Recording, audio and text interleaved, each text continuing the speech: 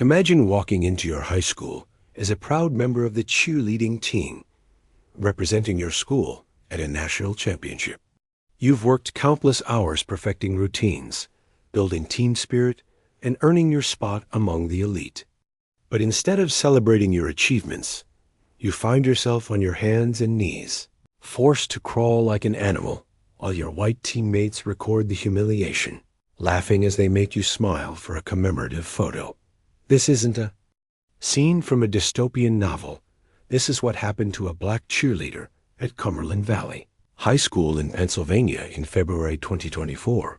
Her story represents a devastating reality that black students across America face daily: the systematic dehumanization disguised as team bonding, school spirit, or harmless pranks. But her story doesn't end with victimization. It begins there, because what her tormentors didn't know was that behind her smile, behind her compliance in that humiliating moment, was a young woman whose family had taught her about dignity, resilience, and the power of standing up for justice. What they didn't understand was that their actions would spark a legal battle that would expose the ugly truth about racism in American schools. This is more than a story about bullying. It's about the intersection of racism, school culture, and the courage it takes to fight back against systems designed to break you down. It's about how one family's decision to seek justice became part of a larger movement demanding that black students be treated with the basic human dignity that should be their birthright. Today, we dive deep into this case and others like it, exploring how racial harassment has become normalized in American schools and how students and families are fighting back to reclaim their humanity and demand change. The student at the center of this story, referred to in court documents as Jane Doe II, to protect her privacy, grew up in a family that understood both service and struggle. While the specifics of her father's military background remain private, her family's emphasis on discipline, respect, and standing up for what's right would become crucial in her journey toward justice. Cumberland Valley High School, located in Mechanicsburg, Pennsylvania, sits in an affluent suburban district that prides itself on academic excellence and athletic achievement. The school's cheerleading program was competitive, regularly qualifying for national championships and maintaining high standards for performance and behavior. For a black student to earn a spot on this team represented not just athletic ability, but also the navigation of predominantly white spaces, where she often stood out as one of the few students of color. The late 2010s and early 2020s marked the period of increased awareness about racial issues in American schools, yet also revealed how deeply embedded discriminatory practices remained. The Black Lives Matter movement had brought national attention to systemic racism, and schools across the country were grappling with how to address both overt and subtle forms of racial bias within their institutions. For black students in predominantly white schools, the challenges were multifaceted. Research consistently showed that black children faced disproportionate disciplinary actions, were more likely to experience racist bullying, and often found their cultural expressions, from hairstyles to communication styles, pathologized or banned.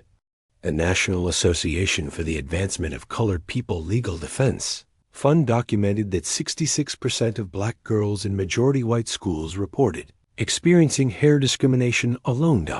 In the world of high school athletics and activities, these dynamics often intensified. Team environments, while potentially fostering unity and friendship, could also become spaces where racial hierarchies were reinforced through hazing, traditions, and social pressure.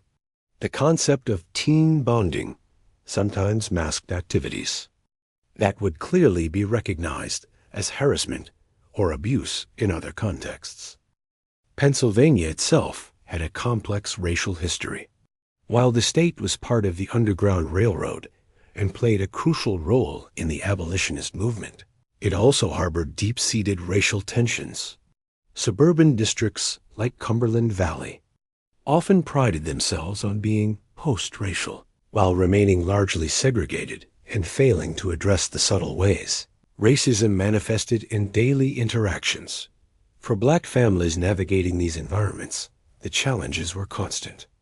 Parents had to prepare their children for experiences they themselves might not have faced, teaching them how to code switch between home and school environments, how to respond to microaggressions, and when to speak up versus when to stay safe.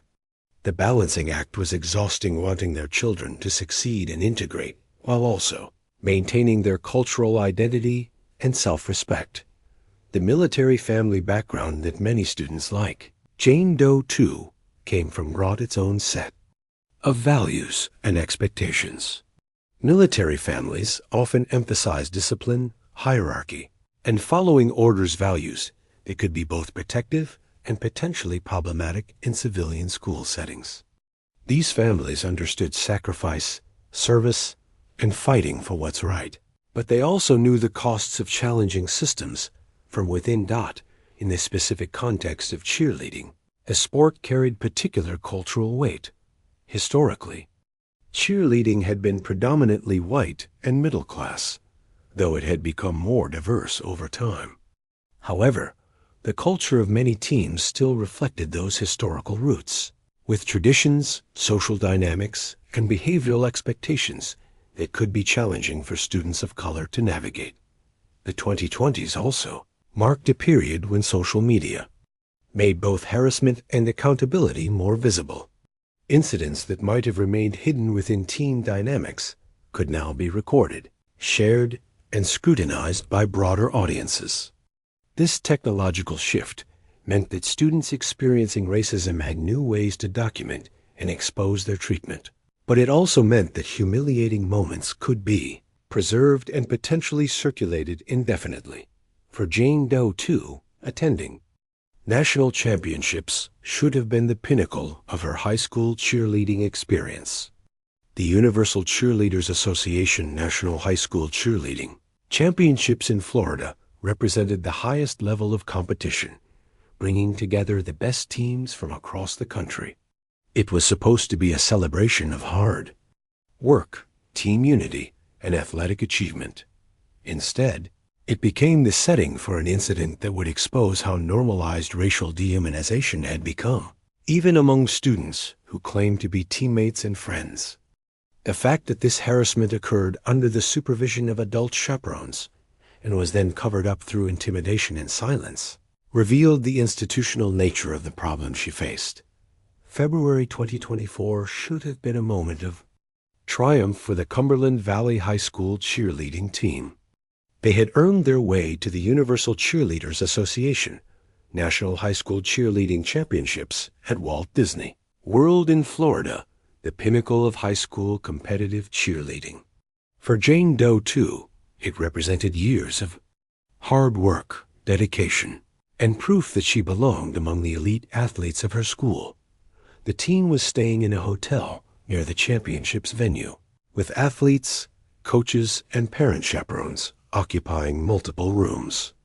It was an environment that should have fostered team bonding and shared excitement about the upcoming competition.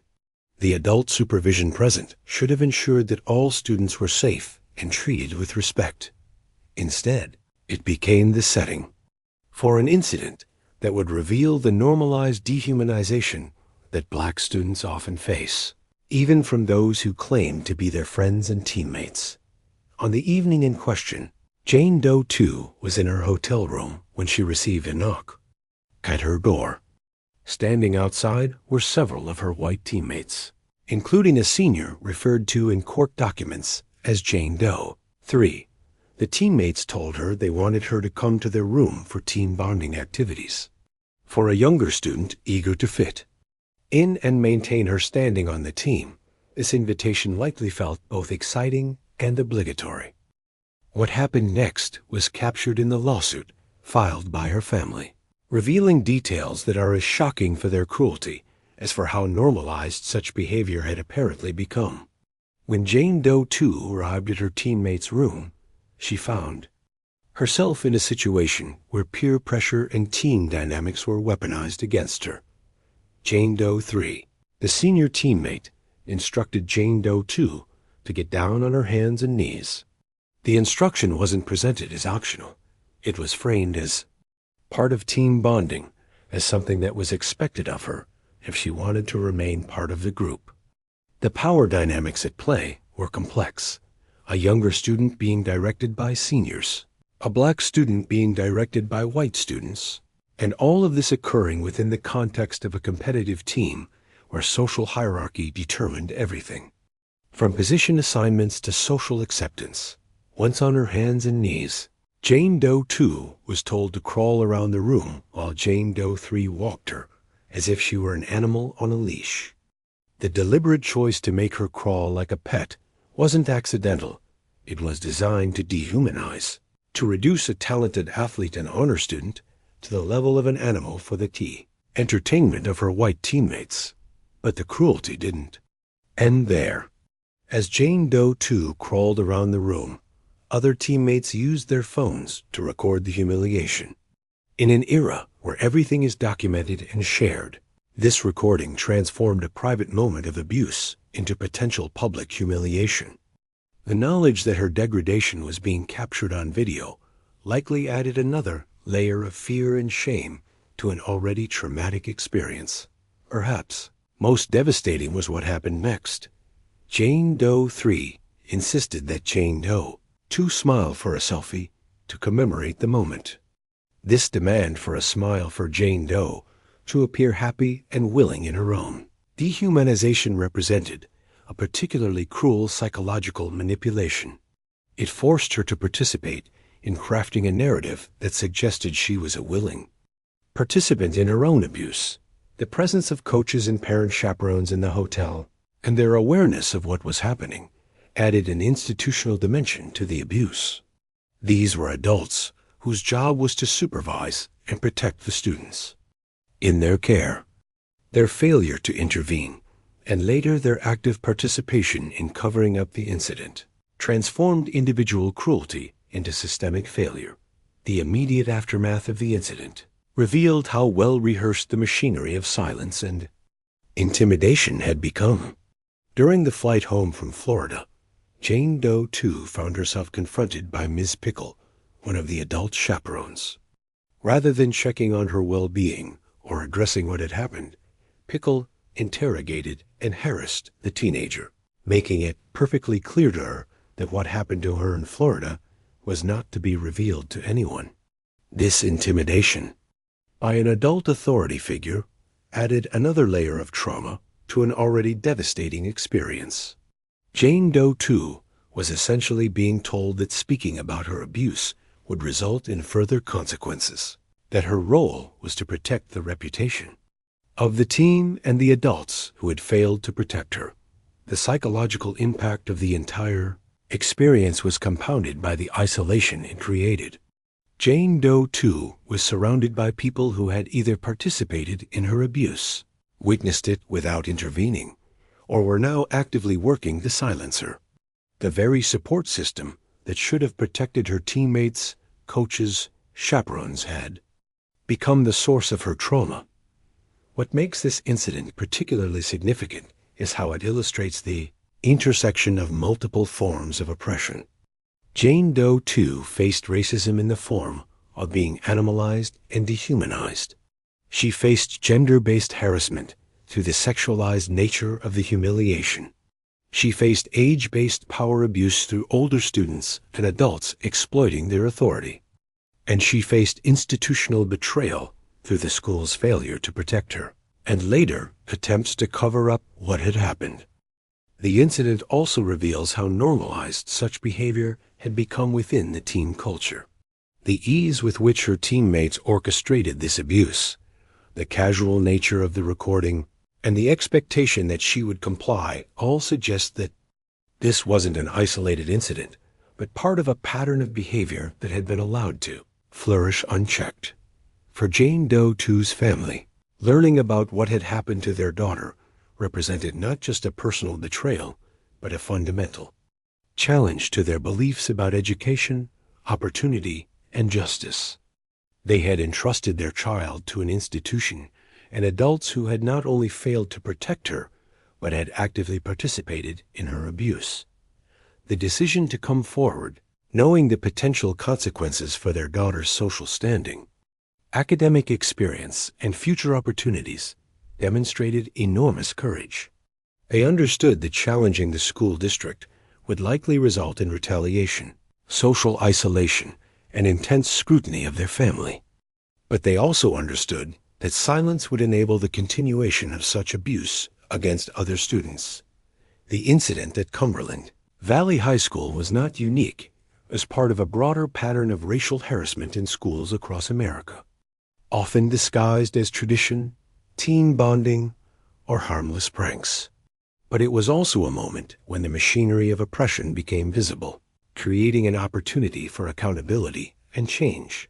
The immediate aftermath of the Florida incident left Jane Doe II and her family facing a complex web of institutional resistance, social pressure, and personal trauma. What should have been a triumphant return from national championships became the beginning of a prolonged struggle for justice and dignity. For Jane Doe II personally, the psychological impact was devastating and multifaceted. She had to return to school and face the same teammates who had humiliated her, knowing that they possessed video evidence of her degradation. The classroom environment, hallway interactions, and team practices all became potential sites of renewed trauma. Every cheerleading practice meant being in close proximity to students who had actively participated in her abuse, while taking direction from coaches who had failed to protect her. The family's first instinct was to work within the system. They approached school administrators, believing that presenting the facts would lead to appropriate consequences and systemic changes. However, they quickly discovered that the institution's primary concern was not justice or student welfare, but rather protecting the school's reputation and avoiding liability. Cumberland Valley School District's initial response was telling. Rather than conducting a thorough investigation or acknowledging the severity of what had occurred, administrators appeared more focused on damage control.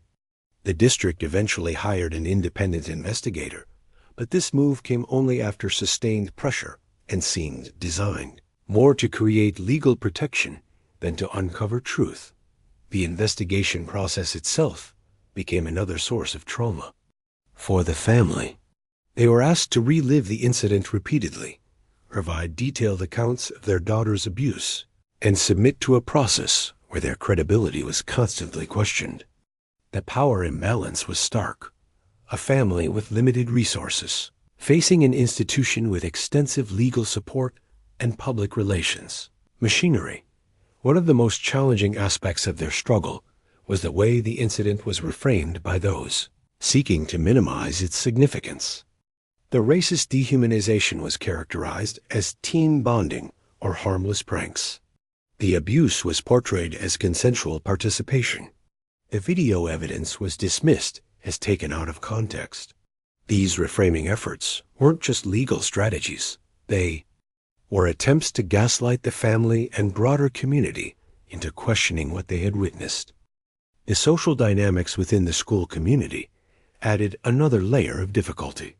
Jane Doe II found herself isolated not just from her former teammates, but from other students who were afraid of being associated with someone challenging this school's authority.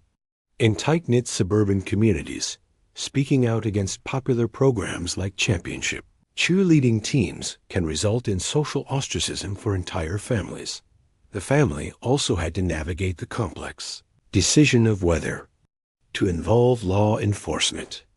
Racial harassment in schools exists in a gray area where behavior that would clearly constitute harassment or assault in other contexts is often dismissed as kids being kids, or school discipline issues. The challenge was finding authorities who would take the incident seriously and have the power to create meaningful consequences. Media attention brought both support and additional scrutiny. While some community members rallied around the family and called for accountability, others questioned their motives, suggested they were seeking attention or financial gain, or argued that they were making a big deal out of normal teenage behavior. These responses revealed how deeply embedded racist attitudes remained, even in communities that prided themselves on being progressive. The legal process itself became a form of resistance and education. Filing a federal lawsuit forced the incident into public view and created a legal record that couldn't be easily dismissed or covered up. The 40-page complaint detailed not just the civic incident, but the broader patterns of discrimination and institutional failure that had enabled it. Working with civil rights attorneys, the family learned about the broader legal framework surrounding racial harassment in schools.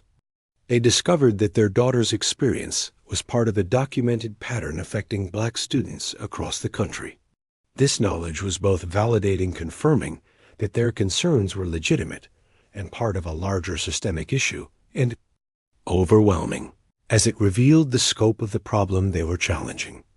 The family's decision to seek punitive damages and attorneys' fees sent a clear message that they weren't just seeking personal compensation, but rather consequences that would deter future incidents. They understood that without meaningful financial penalties, institutions had little incentive to change their practices or take harassment seriously. Throughout this process, the family had to maintain their daughter's education and emotional well-being while fighting for justice. This meant finding ways to support her academically and socially while also dealing with the stress and publicity of legal proceedings. They had to help her process the trauma while also preparing her to potentially testify about her experiences. Broader community organizing that emerged around their case revealed both the isolation and potential power of families facing similar challenges. Other parents began sharing their own stories of incidents that had been dismissed or covered up. Students started speaking out about racist incidents they had witnessed or experienced. The case became a catalyst for broader conversations about school climate and accountability. The family also had to contend with the ongoing presence of the adults who had failed to protect their daughter. Coaches and administrators who had participated in the cover-up remained in their positions, continuing to work with other students. This reality meant that seeking justice wasn't just about past harm, but about preventing future incidents and protecting other vulnerable students. The resistance took multiple forms: legal action, community organizing, media engagement, and personal advocacy. Each avenue required different skills, resources, and emotional energy. The family had to become experts in civil rights law, media relations, and institutional politics, while also supporting their daughter's recovery and maintaining their own well-being. Perhaps most importantly, their struggle represented a form of education for the broader community. By refusing to accept that racist harassment was normal or inevitable, they forced other families, educators, and community members to confront uncomfortable truths about their institutions and their own complicity in systems of oppression. Their resistance also connected them to broader movements for racial justice in education. From efforts to pass Crown Act legislation protecting students from hair discrimination to campaigns for ethnic studies curricula and restorative justice practices in schools, the turning point in Jane Doe 2's case came when the full scope of the institutional cover-up became undeniably clear, transforming what might have been dismissed as an isolated incident into a federal civil rights lawsuit that exposed systemic failures at every level of the Cumberland Valley School District. The breakthrough moment occurred when the family's legal team uncovered evidence that not only had coaches and chaperones been aware of the racist harassment, but they had actively participated in silencing the victim and protecting the perpetrators. The revelation that Ms. Pickle had interrogated and harassed Jane Doe 2 on the flight home, explicitly threatening her to keep silent about her abuse, shifted the narrative from student-on-student bullying to institutional conspiracy. This evidence was devastating because it revealed the calculated nature of the cover-up. The intimidation of Jane Doe 2 wasn't a panicked reaction to an unexpected incident. It was a systematic effort to protect the school's reputation at the expense of a traumatized student. The fact that an adult chaperone, whose primary responsibility was student safety and well-being, had instead chosen to silence and threaten a victim of racial abuse, exposed the moral bankruptcy at the heart of the institution. Not the filing of the federal lawsuit in late 2024 marked a crucial escalation that the district could no longer ignore or manage through internal procedures. The 40-page complaint, filed under federal civil rights statutes, transformed the case from a local school discipline issue into a matter of constitutional significance. The lawsuit alleged violations of the Equal Protection Clause, Title VI of the Civil Rights Act, and state civil rights laws, establishing that this wasn't just about individual bad behavior, but about systemic discrimination. The public nature of the federal filing meant that the details of Jane Doe 2's abuse could no longer be contained within confidential school investigations or informal resolutions. The court documents became public record, forcing the community to confront the specific details of what had happened. The forcing of a black student to crawl like an animal, the recording of her humiliation, the demand that she smile for commemorative photos, and the subsequent intimidation to ensure her silence. The legal strategy employed by the family's attorneys was particularly powerful because it connected Jane Doe 2's individual experience to broader patterns of institutional discrimination. The lawsuit didn't just seek damages for one incident. It demanded systemic changes to prevent future harassment and created legal precedent that other families could use in similar cases. The district's response to the lawsuit revealed the depth of its institutional defensiveness. Rather than acknowledging wrongdoing and committing to reforms, Cumberland Valley School District doubled down on denial. Their statement claiming that an independent investigation had found no evidence to support the salacious allegations was particularly telling, characterizing documented racial abuse as salacious allegations, revealed an institution more concerned with reputation management than student safety. The district's claim that the family had refused to participate in their investigation became another point of controversy. The family's legal team argued that they had been excluded from a meaningful role in the investigation and that the so-called independent inquiry was designed to exonerate the district rather than uncover truth. This dispute over the investigation process itself became evidence of the institutional bad faith that the lawsuit sought to address. Media coverage of the federal lawsuit brought national attention to the case, connecting it to broader conversations about racism in schools and the inadequacy of internal investigations when institutions face serious misconduct allegations. Education policy experts and civil rights advocates began citing the case as an example of how schools fail to protect students of color and then work to silence victims who speak out. The timing of the lawsuit was particularly significant, coming during a period of intense national debate about diversity, equity, and inclusion in education. Conservative efforts to ban discussions of racism in schools were being challenged by cases like Jane Doe 2's, which demonstrated the ongoing reality of racial harassment that students face. The case became a powerful counter-narrative to claims that racism in schools was a thing of the past. The legal proceedings also revealed the broader community dynamics at play. Parents of other students began choosing sides, with some supporting the family's quest for justice, while others defended the school and questioned the family's motives. These divisions exposed the depth of racial tensions that had been simmering beneath the surface of the seemingly progressive suburban community. Perhaps most importantly, the federal lawsuit created a legal framework that extended beyond Jane Doe 2's individual case. The constitutional claims and civil rights allegations established precedents that other families facing similar harassment could invoke.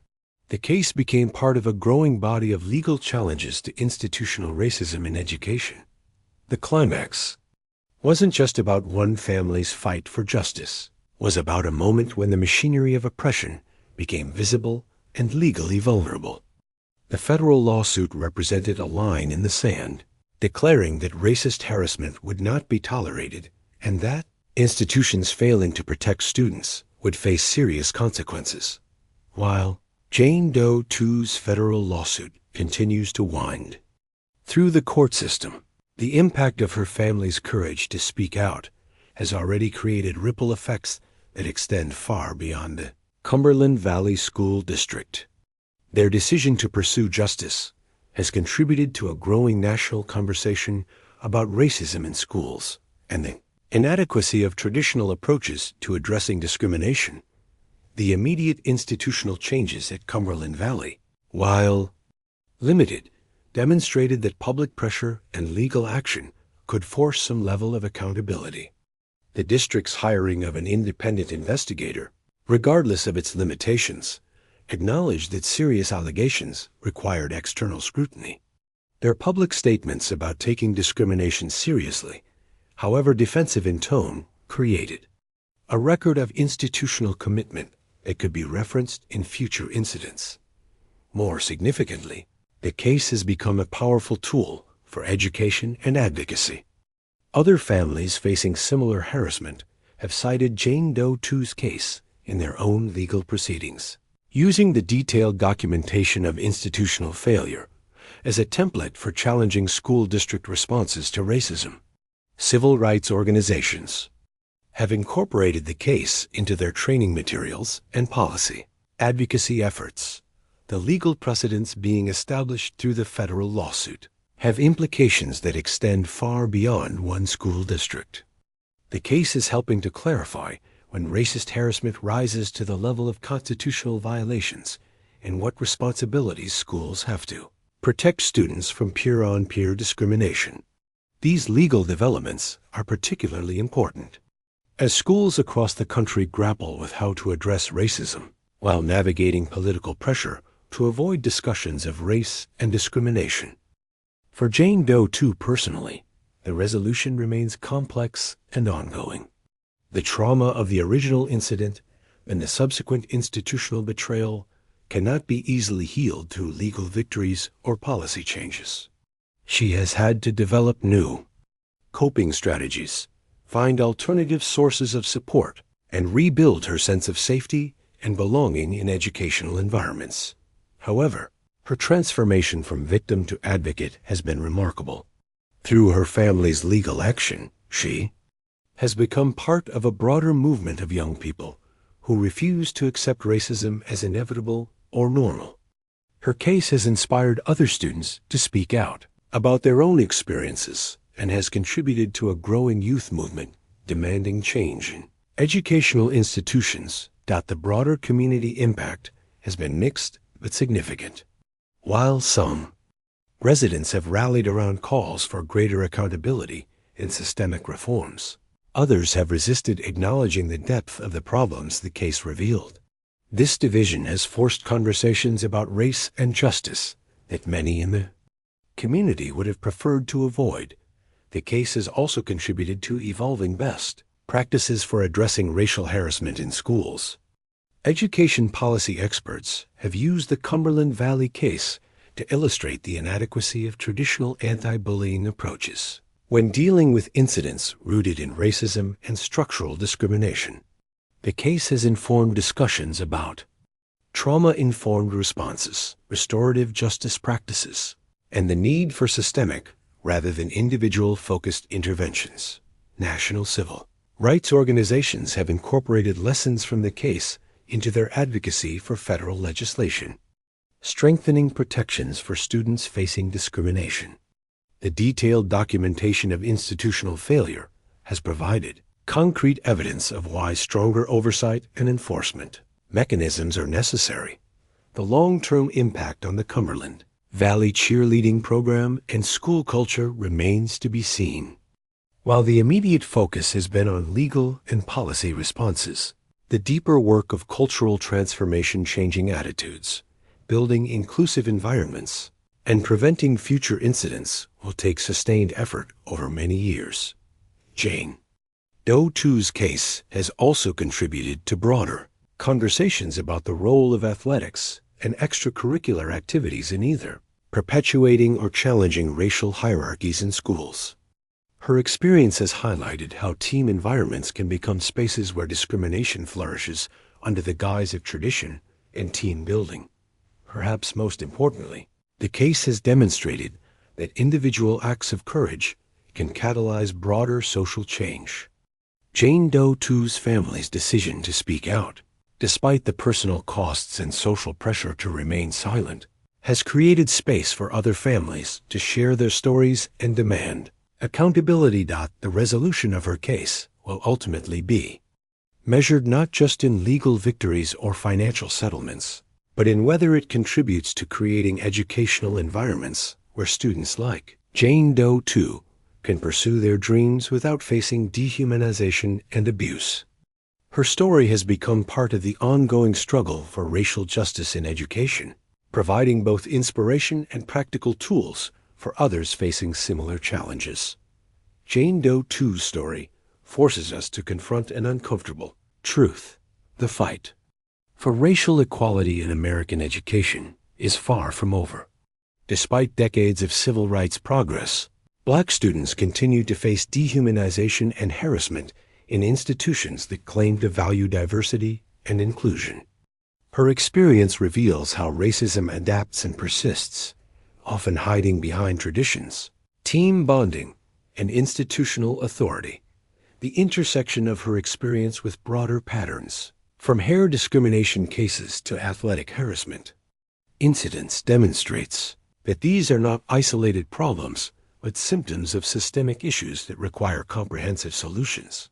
The courage of families like hers to speak out despite personal costs creates the documentation and legal precedents necessary for meaningful change. Her case also illuminates the particular vulnerabilities faced by Black students in predominantly white institutions, where they must navigate complex social dynamics while maintaining their dignity and pursuing their goals. The psychological toll of code switching, hypervigilance, and constant proof of belonging affects not just individual students, but entire communities. Yet, Jane Doe 2's story is ultimately one of resilience and resistance. Her family's refusal to accept racist harassment as normal, their commitment to seeking justice despite institutional pressure to remain silent, and their contribution to broader movements for change demonstrate the power of individual courage. To catalyze social transformation. As we move forward, her story calls us to action. We must support students and families facing similar harassment, advocate for stronger policies and accountability mechanisms, and work to transform school cultures that enable discrimination.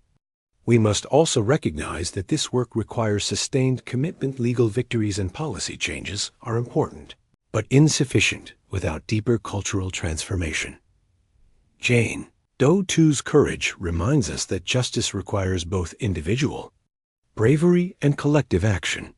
Her story continues to unfold, but its impact on the broader struggle for educational equity has already begun to create the change she and countless other students deserve.